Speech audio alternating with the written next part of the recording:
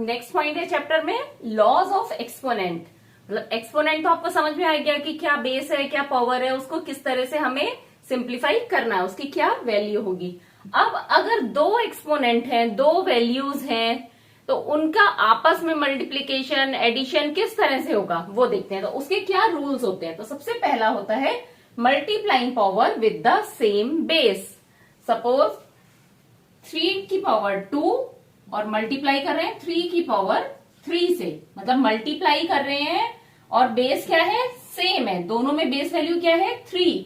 तो क्या होगा इसमें आगे, तो देखिए इसको अगर हम इजी करते हैं 3 रेज टू दी पावर 2 को, तो क्या हो जाएगा 3 मल्टीप्लाइड बाय 3।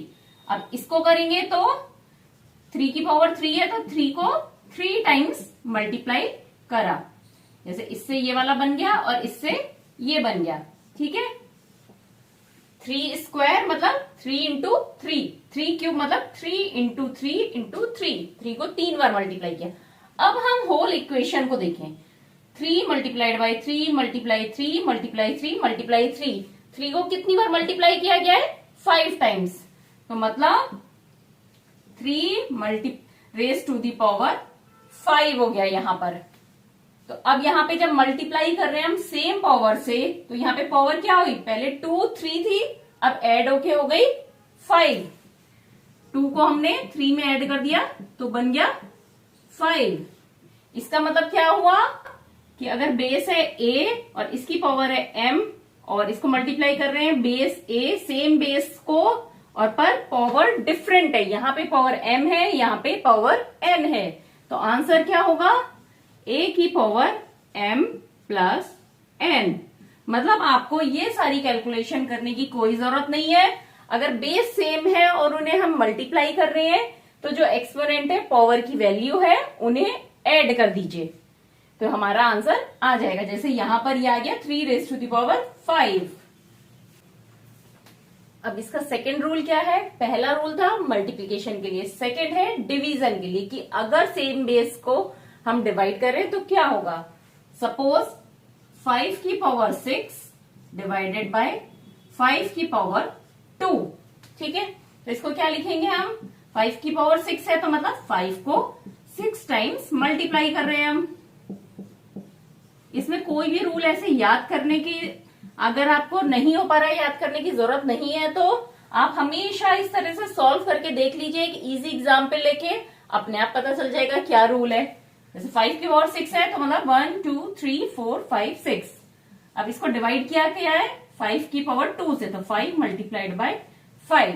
अब देखिए ठीक है, इसको हमने इजी फॉर्म में लिख लिया, तो अब क्या होगा 1 5 से 1 5 कट हो गया, 1 5 से 1 5 कट हो गया, मल्टीप्लीकेशन में नीचे डिवीजन में कट हो गया, मतलब एक बार ऊपर 5 से मल्टीप्लाई करें एक बार डिवाइड करें, इक्वल है तो कट कर दिया, तो कितने बचे 5, 1 2 3 4, मतलब 5 की पावर 4 बचा, 5 रेज टू दी पावर 4 इसका आंसर होगा।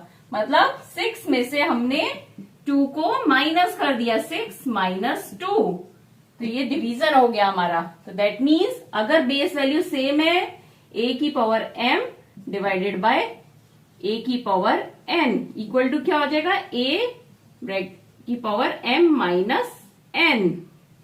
पर क्या कंडीशन है, सेम जैसे मल्टीप्लीकेशन में थी, बेस वैल्यू सेम होनी चाहिए, तो क्या होगा एक्सपोनेंट माइनस हो जाएंगे।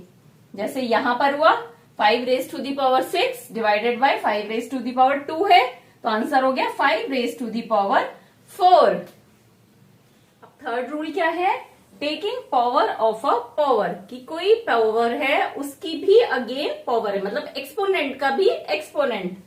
जैसे 3 की पावर 2 और इसकी और फिर से पावर क्या हो गई 3, मतलब 3 की एक्सपोनेंशियल वैल्यू क्या है 2, और इस पूरे की फिर से हमने एक्सपोनेंट क्या हो गया हमारा 3।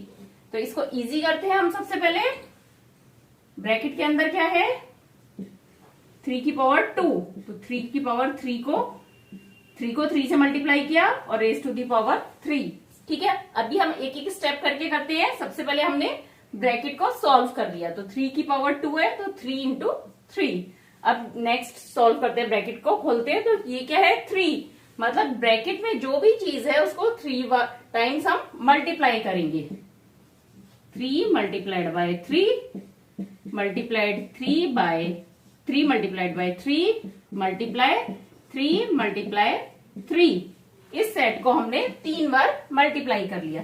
तो क्या हुआ, 3 कितनी बार मल्टीप्लाई हो रहा है, 1 2 3 4 5 6, मतलब 3 को हमने 6 टाइम्स मल्टीप्लाई किया। 3 की पावर क्या हो गई, 6। मतलब यहाँ पे क्या देखने को मिला, 2 को 3 से हमने मल्टीप्लाई कर दिया। ये दोनों चीजें जो हैं इन्हें आपस में मल्टीप्लाई कर दिया। 3 की पावर 2 मल्टीप्लाइड बाय 3। तो जो भी पावर है हमारी एक्सपोनेंशियल वैल्यू, एक्सपोनेंट पावर्स हैं, उन्हें आपस में मल्टीप्लाई कर देंगे। तो a की पावर m और फिर raise to the power n है, तो क्या हो जाएगा, a m n। पहले m पावर्स को मल्टीप्लाई करेंगे, फिर उसकी वो हो गई हमारे उस बेस वैल्यू की एक्सपोनेंट वैल्यू। अब नेक्स्ट लॉ क्या है, multiplying powers with the same exponent. देखिए इसमें क्या डिफरेंट है, अभी तक जो भी लॉ चल रहा था वो हमारा बेस वैल्यू सेम थी, एक्सपोनेंट डिफरेंट थे। अब यहाँ पे क्या है, एक्सपोनेंट सेम है हमारा और बेस वैल्यू चेंज हो सकती है हमारी। तो देखते हैं, जैसे एग्जाम्पल हमारा 4 की पावर 2 मल्टीप्लाई 4। अब यहाँ पे क्या रखना है हमारे पास, सेम एक्सपोनेंट 3 की पावर 2। अब यहाँ पे बेस वैल्यू हो गई डिफरेंट, यहाँ 4 है यहाँ 3 है, बट एक्सपोनेंट की वैल्यू दोनों में सेम है 2 2। इसको सॉल्व करते हैं, 4 multiplied by 4 multiplied 3 multiplied by 3। 3 को 2 टाइम्स मल्टीप्लाई कर दिया, 4 को 2 टाइम्स मल्टीप्लाई कर दिया। अब हम क्या करते हैं, एक बार इनका ऑर्डर चेंज करते हैं। 4 मल्टीप्लाइड बाय 3 का एक सेट बना लिया, मल्टीप्लाई 4 मल्टीप्लाई 3 का एक सेट बना लिया।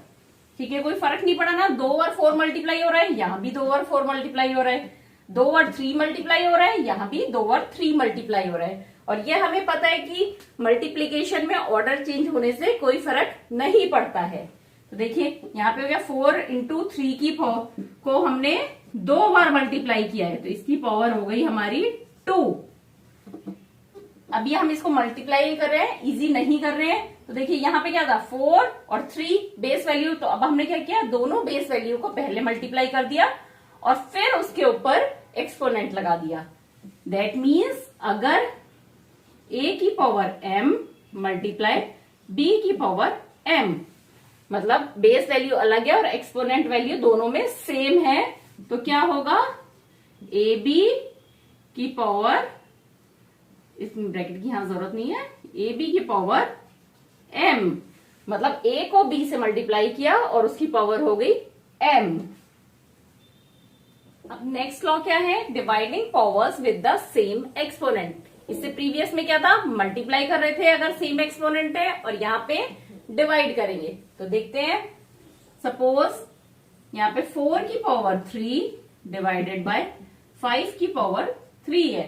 तो अब इसको इजी करेंगे तो क्या हो जाएगा, 4 को 3 टाइम्स मल्टीप्लाई किया डिवाइडेड बाय 5 को नीचे 3 टाइम्स मल्टीप्लाई किया, क्योंकि 5 की पावर भी 3 है और 4 की पावर भी 3 है। जैसे हमने मल्टीप्लीकेशन के लिए सेट्स बनाए थे, यहाँ पे भी सेट बना लेते हैं। 4 5 का एक सेट, एक 4 5 का और एक 4 5 का।